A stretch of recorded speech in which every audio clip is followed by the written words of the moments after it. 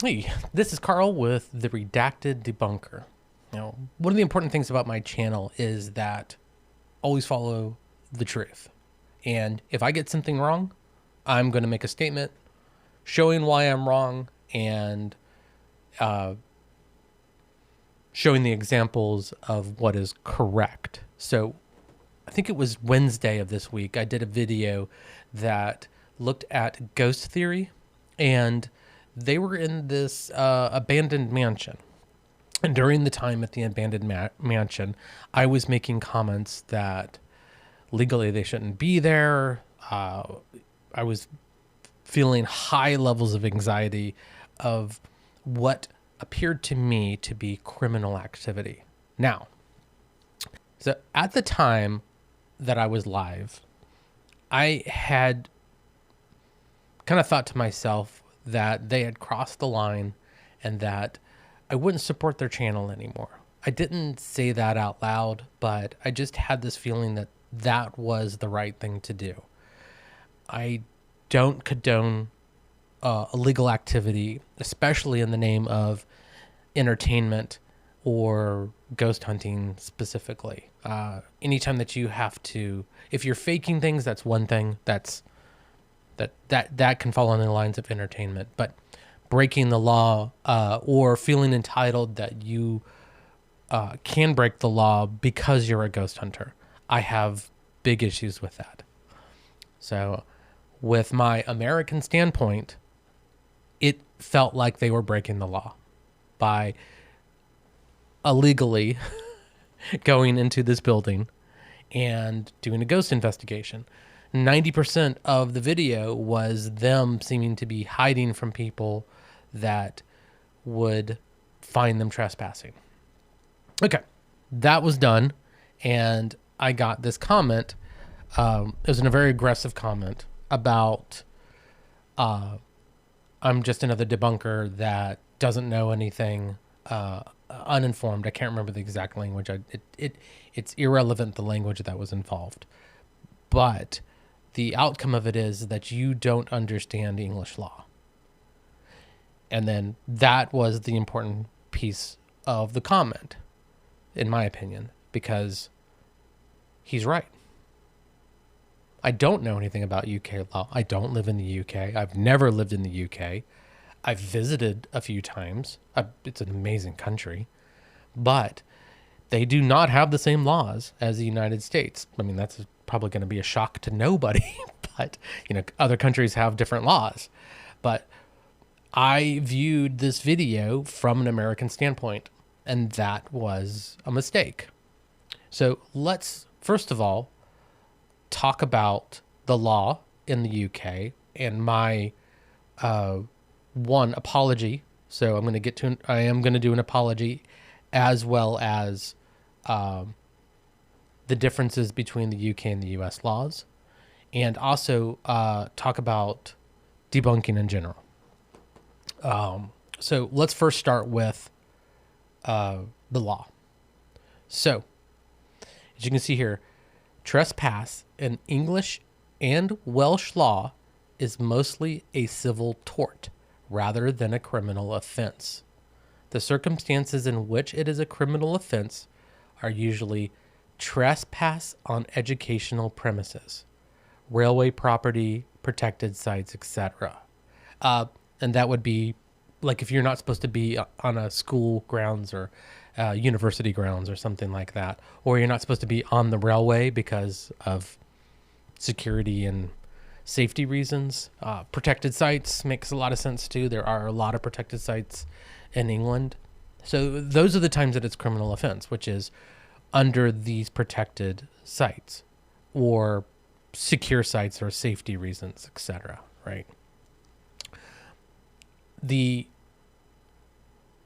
There's more information here, but the short of it is that if you are found on a piece of land that you are not supposed to be, you were not invited to be on the land, or in a house, that you are not trespassing until you are found by the homeowner or the landowner and asked to leave.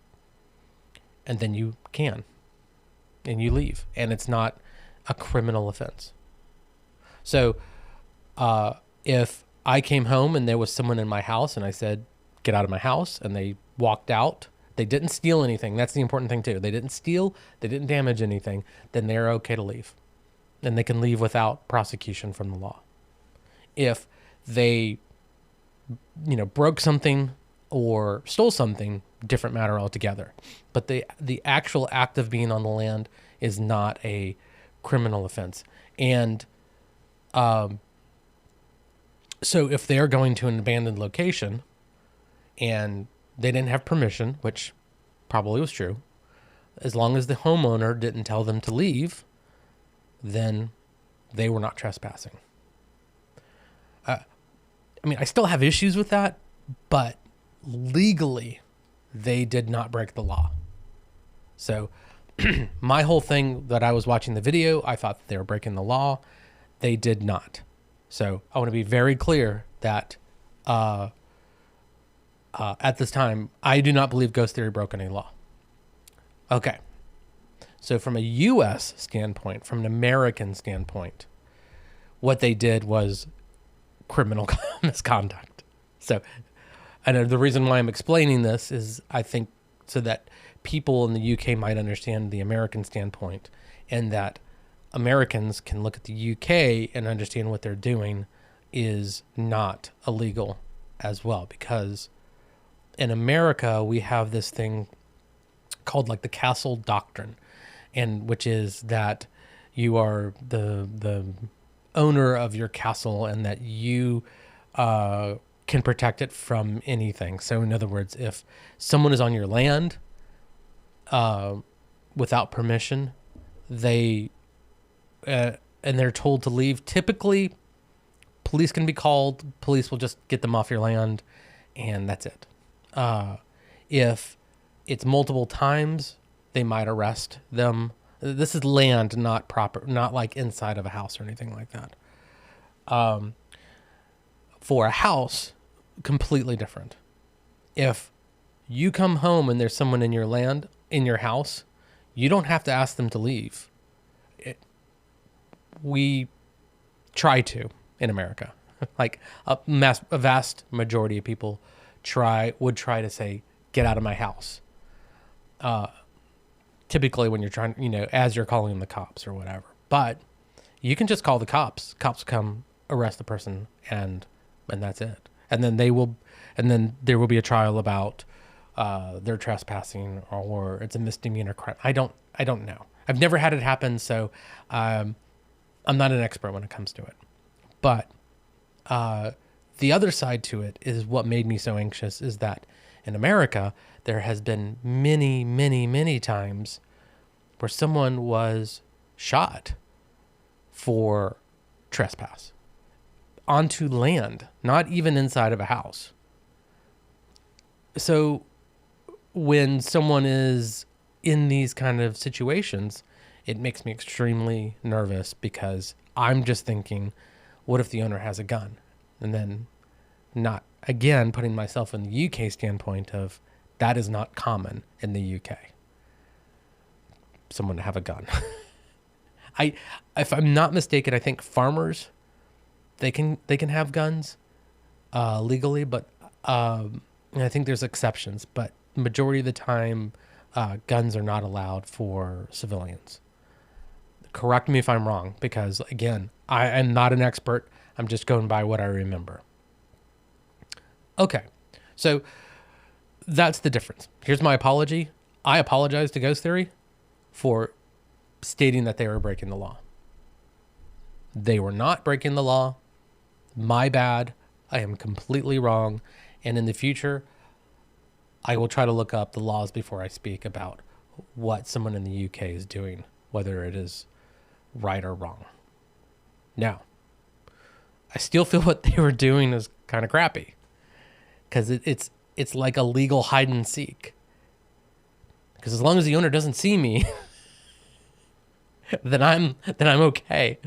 It does, like, it's fine. I'm sure that's what people in the UK do, but it just seems really kind of, it seems sketchy to me. If you want to investigate the area, why don't you just ask the owner? Talk to them. And then you know that they're not going to kick you off and ruin your 4-hour drive to a location and all the time and money, because even if you're not paying money, you still have to pay money for the trip. And, are you paying the guy that's coming with you? There's still a cost to it. I would just imagine that for your safety, as far as money goes, financial safety, you would ask the owner ahead of time if you could do it. Chances are they probably would say yes. Don't know.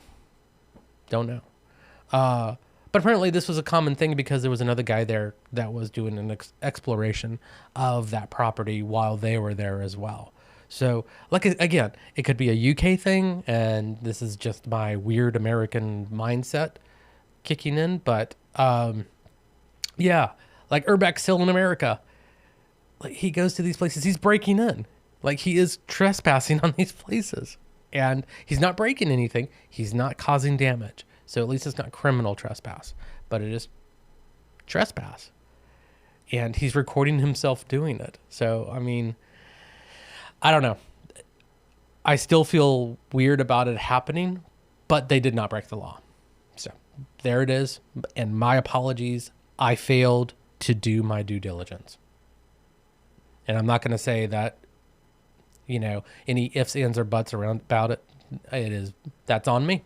I made a mistake. And I'll do better. And I'll learn and I'll make more mistakes. But the whole point of this channel is to find truth around what we're presented with in our lives. So if something smells off, I'm going to call it out. And if I make a mistake, I want people on the channel to say, you made a mistake, do better. Because if we don't, then it's just an echo chamber and we don't get any benefit out of it. Okay.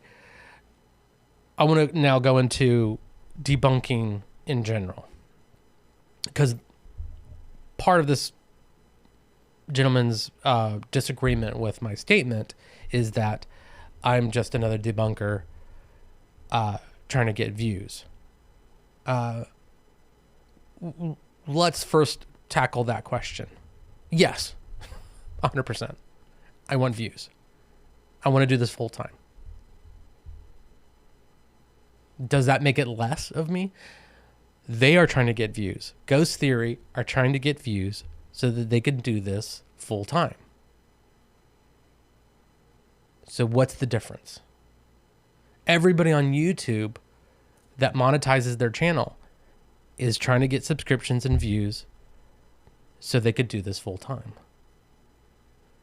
So about me is that this is what I love to do. I love debunking stuff. I love finding inconsistencies in things. I've been working in IT since I was 8 years old, and it is the way my brain is wired.